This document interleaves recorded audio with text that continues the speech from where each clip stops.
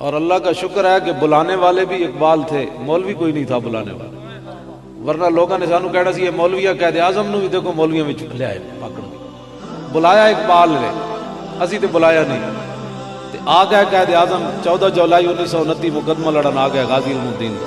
اے نہیں آ کے کہا جناب کہ اس منڈے نے تو قانون ہاتھ وچ لیا، میں تو نہیں مقدمہ لڑنا، میں تو بڑا سیکولر ہوں، میں تو بڑے ذہن والا بندہ، اور میں ایک بات یہاں کرتا ہوں اگر کسی کو اختلاف ہو تو بعد میں بھی مجھے مل لے کہ جب 14 جولائی 1929 صبح قائد اعظم آگے آگے تھے اور اقبال نے غازی المدین کے مقدمے کی فائل اٹھائی ہوئی تھی فلیٹی ہوٹل لاہور سے، جب باہر دونوں نکلے نا تو آدھا پاکستان اس دن بن گیا تھا۔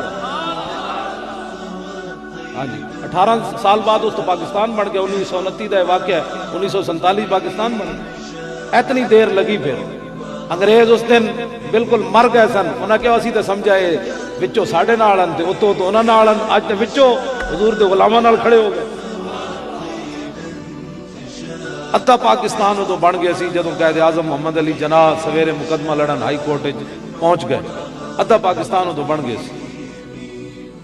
اور جا کے جج دے سامنے پیش ہو گئے اور چنگے دلائل دیتے، جج نے کیتی آئیں بائیں شائیں،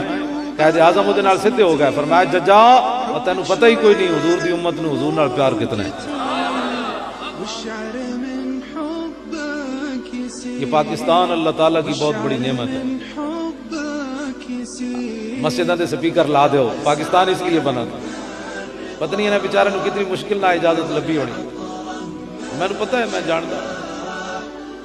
ہاں جی اتنا سپیکر نہیں چلانا، تو اتنا نہیں چلانا، تھوڑی سی آواز انج نہیں جانی تھی، تھوڑی سی انج نہیں جانی۔ یہ پاکستان تھوڑے پیو واسطے بڑے، پاکستان حضور کے ذکر کے لیے بنا ہے، پاکستان رسول اللہ کے نام کے ساتھ بنا ہے، یہاں حضور کا ہی ذکر ہونا ہے۔ مسجدہ تو سپیکر لا دو، کیوں جی یہ تو کوئی ہندو راندن میں لا دیں گے؟ مولوی خادم کی تقریر تو پریشان کر سکتی ہے، اس کی زبان بندی ہو سکتی ہے، لیکن اللہ اکبر تو پابندی نہیں لگ سکتی۔ ایک سپیکر انج لا دیو جی تے باقی جڑے ترے طرف راندے انہاں مسلماناں نوں اللہ اکبر دی لوڑ نہیں ہے۔ ہمیں پابندی لگائے نا، ہماری پابندی لگائے، مولانا کی تقریر آگ لگا دیتی ہے، میری تقریر سننے کے بعد لوگ اپنے ماں باپ کے منہ پر تھپڑ مارنا شروع کر دیتے، میری تقریر دہشت گردی پیدا کر دیں دی، میری تقریر سننے کے بعد صبح لوگ اٹھ کر جناب وہ سود لینا شروع کر دیتے ہیں، میری تقریر سننے کے بعد مسلمانوں کی بچیاں میراتھن ریس میں دوڑ پڑتی ہیں۔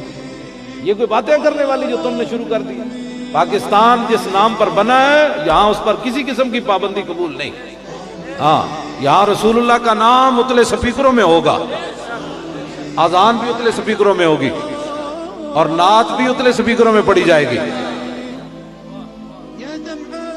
ہم جن کے ماننے والے یہ بیٹھے ہیں علماء چمکتے ہوئے چہرے، آپ بھی بیٹھے ہیں، ہم جن کے ماننے والے ہیں انہوں نے پھانسی کا پھندا دیکھ کر بھی حضور کی تازہ تازہ نعت لکھی پڑھی نہیں۔ ہاں جی مولانا سید کفایت علی کافی 1857 انگریزوں نے پھانسی کی سزا سنا دی، صبح شاہ جی بڈھے تھے، ان کو پکڑ کر پھانسی کے پھندے کی طرف لے جا رہے تھے تو شاہ جی پہلوانوں کی طرح چلے ایسے ایسے، تے انگریز کہنے لگے او شاہ جی توانو ہویا کی؟ آپ نے فرمایا کمینےوں لبے بام بھی پکارا، سرے دار بھی صدا دی، میں کہاں کہاں پہنچا تیری دید کی لگن۔ مولانا پہلوانوں کی طرح چلے اور تازی تازی حضور کی نعت لکھی پڑھی نہیں، پھانسی کا پھندا سامنے باندھا ہوا تھا، 10 منٹ کے بعد تو حضرت کو لٹکا دینا تھا انہوں نے، لیکن آپ نے تازی تازی نعت لکھی اور انگریز جو ساتھ تھے وہ کانپنے لگے۔ بابے کو ہوا کیا؟ فرمایا مقام فیض کوئی راہ میں جچا ہی نہیں، جو کوئے یار سے نکلے تو سوئے دار چلے بس، اور بھولے نہ مرتے مرتے آداب کوئے جانا۔ آپ نے تازہ تازہ نعت حضور کی لکھی، فرمایا کوئی گل باقی رہے گا نئے چمن رہ جائے گا، پر رسول اللہ کا دین حسن رہ جائے گا۔ ہم سفیر و باغ میں ہے کوئی دم کا چہچہا، بلبلیں اڑ جائیں گی سونا چمن رہ جائے گا۔ جو پڑھے گا صاحب الاولاق کے اوپر درود، آگ سے محفوظ اس کا تن بدن رہ جائے گا، اور سب فنا ہو جائیں گے کافی، ولیکن حشر تک نعت حضرت کا زبانوں پر سخن رہ جائے گا۔ ہمارے بزرگوں نے تو پھانسی کے پھندے دیکھ کر بھی حضور کی تازی تازی نعت لکھی، ہم اہل سنت کیسے باز آ سکتے ہیں حضور کی نعتیں پڑھنے سے؟ ہم نہیں باز آ سکتے۔ یہ مت کوئی سمجھے کہ جناب ہتھکڑیوں کے ڈر سے یا جناب یہ پاکستان تو بنا ہی رسول اللہ کے نام پر ہے، بس بات ختم ہے۔ اس بات کسی کے باپ کی یہ جاگیر نہیں ہے۔ ہاں، سید حجویر مخدوم امم اور مرکز او پیر سنجر راہ حرم، خاک پنجاب ازدم او زندہ گشت، یہ پنجاب دی خاک داتا صاحب دے دم قدم نال زندہ